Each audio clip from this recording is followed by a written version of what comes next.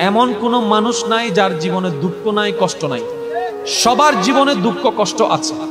গড়ির কাঁটায় ঠিক এই মিনিটে পৃথিবীর কোনো না কোনো জায়গায় কেউ এখন হয়তো আগুনের মধ্যে পড়ছে, কেউ হয়তো ক্যান্সারের সাথে যুদ্ধ করছে, কারো কাছে হয়তো এই মুহূর্তে ডাক্তার এসে বলছে তুমি আর মাত্র বাঁচবে 3 দিন।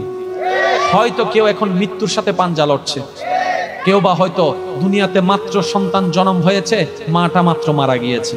আপনি একটু ঠান্ডা মাথায় দেখেন, আপনার চতুর্পাশে জানা অজানা প্রত্যেকটা মানুষ যার মুখে হাসি আসে, সেও কোনো না কোনো দুঃখে, কোনো না কোনো কষ্টে আছে।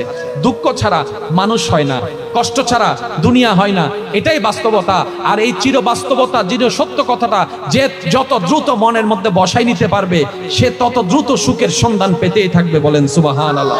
একটা কথা সর্বদা মনে রাখবেন, আপনি যদি এখন পৃথিবীর সর্বশ্রেষ্ঠ দুঃখী মানুষটার পাশে যদি আপনি বসে থাকেন, তারপর আপনার নিজেকে মনে হবে সবচেয়ে বড় দুঃখী। সেজন্য একটা কথা বলি, এটা দুনিয়া, এটা জান্নাত নয়। এখানে সুখ পাওয়া যাবে না, এখানে সুখের ছায়া পাওয়া যাবে। আসল সুখ তো জান্নাতে, আসল শান্তি তো জান্নাতে। মুমিনদের জন্য দুনিয়া হচ্ছে কারাগার, আর কারাগারে কখনো